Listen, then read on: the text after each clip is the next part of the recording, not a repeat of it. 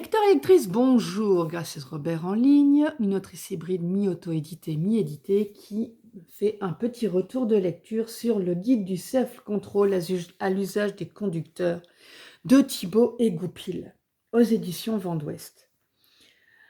Alors, apparemment, il est adapté du livre de P. Antilogus et de J.L. Festiens. Cet album est réservé exclusivement aux personnes qui ont une voiture. Moi, je dirais quand même qu'il est aussi réservé aux personnes qui sont à côté de la personne qui a une voiture et qui les emmène quelque part. Parce que parfois, on s'accroche sur le côté à la poignée que l'on trouve et on essaie de ne pas crier. Alors, le résumé de cette BD, comment apprendre à conduire en 10 secondes? Combien y a-t-il de sortes de dangers publics? D'où viennent les autos? Quelles sont les 4 catégories d'ennemis redoutables? Les freins à disque remplacent-ils un autoradio? Peut-on acheter un minibus quand on est seul au monde? Comment transformer son auto en voiture aquarium? Quel dragueur êtes-vous à bord d'un 4x4? Comment faire le coup de la panne? Peut-on franchir une ligne blanche devant un gendarme? Comment dialoguer avec une contractuelle? Comment ne pas subir la tentation de la chair au volant? Pourquoi se perd-on à la campagne? C'est à toutes ces questions et à bien d'autres que se posent les automobilistes que le guide du self-control à l'usage des conducteurs en bande dessinée apporte ses réponses. Adapté du best-seller de Pierre Antilogus et de Jean-Louis Festiens, cet album de gags vous entraîne sur le parcours semé de PV, de bouchons, de pannes d'essence et de la vie joyeuse et trépidante des conducteurs d'automobiles.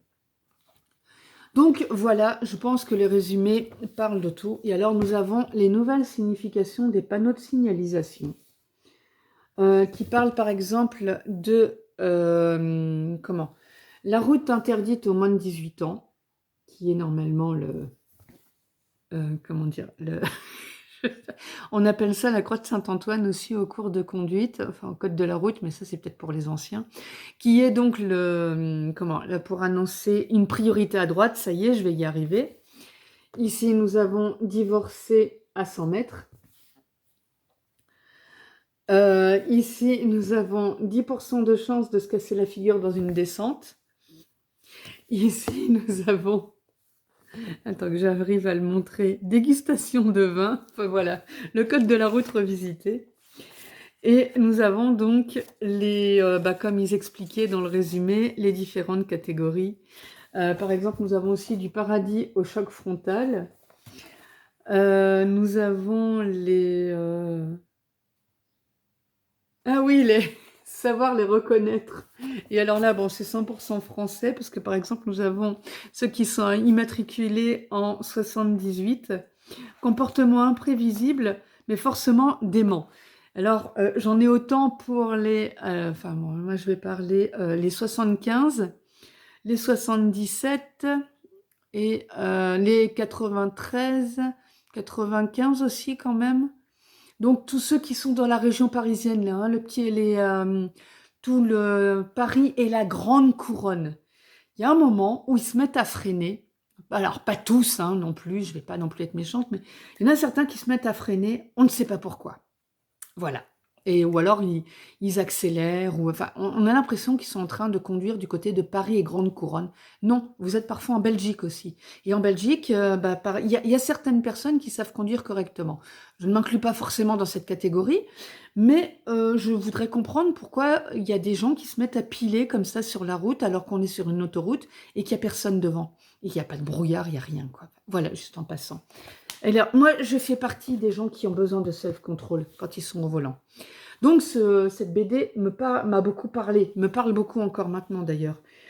Parce que, voilà, il y a des moments où on est juste avec la main sur le klaxon pour dire, mais arrête de conduire comme un naze, quoi. Ou achète-toi un vélo, ce que je dis régulièrement, d'ailleurs. Et donc, nous sommes dans l'enfer de la jungle urbaine. Dans la jungle de la campagne, nous avons les tracteurs aussi. Donc, voilà. Cette BD résume notre vie au volant avec humour et nous rappelle des moments vécus qui peuvent être très sympas. Et ça nous permet aussi de rire, et parfois de rire de soi-même quand on va être au volant et qu'on va repenser à la situation de la BD.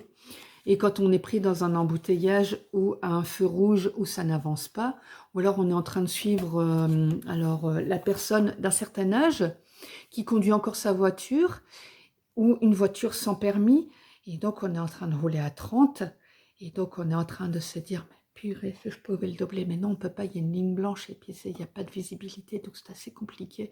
Eh bien, pense, lecteur, lectrice, à cette BD, et essaie de te détendre, en évitant de penser à ce que tu pourrais faire si tu avais doublé cette personne, si tu étais 100 mètres plus loin, puisque peut-être que 100 mètres plus loin, il y a un feu.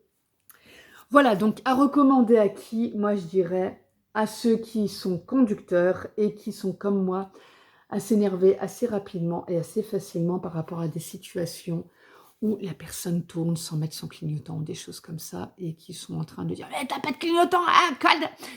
Voilà, je ne vais pas faire un bip, mais on a bien compris l'insulte qui peut suivre derrière. Et donc, voilà, ça permet d'avoir un petit peu de self-control et surtout beaucoup d'autodérision ou de dérision face à la situation. Si tu ne me connais pas encore, je te laisse découvrir ma petite présentation qui va suivre.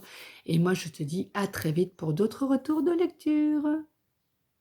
Lecteur, lectrice, maintenant que tu as bien écouté la vidéo, je vais me présenter quand même, c'est toujours utile.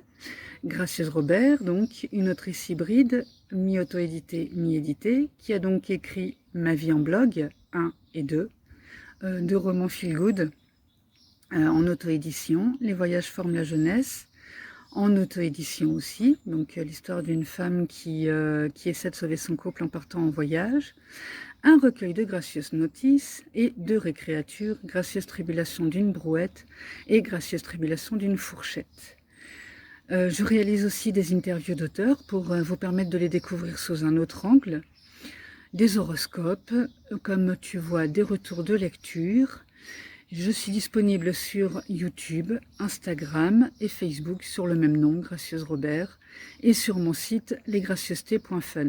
Et aussi, de toute manière, il est accessible par le lien gracieusrobert.com.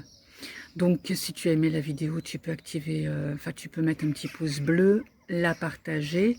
Elle est aussi accessible aux personnes non-voyantes parce que de toute manière, on peut tout écouter. Activer la cloche pour suivre mes activités en mettant avec la petite fonction Instagram, avec la petite fonction pour les suivre en priorité, et me soutenir sur Tipeee ou Utip, les liens étant en description, parce que le reste de tout ça ne nourrit pas son autrice ni son assistant. Merci de ton écoute et je te dis à très vite sur un des réseaux sociaux.